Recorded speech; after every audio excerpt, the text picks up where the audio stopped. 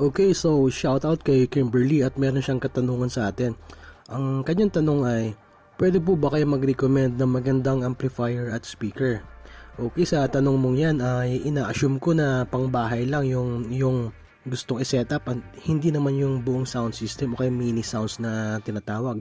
So okay na dyan yung Kevlar GX7 Pro at yung speaker system naman ay yung Crown BF106. So yung amplifier na GX7 na merong 800 power output at yung Crown naman ay meron siyang 600 power handling capacity. So match na yan. Okay na yan sa bahay na pang video okay.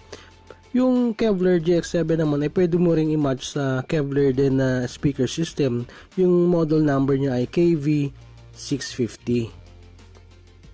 Meron siyang 650 watts na maximum power handling. Okay?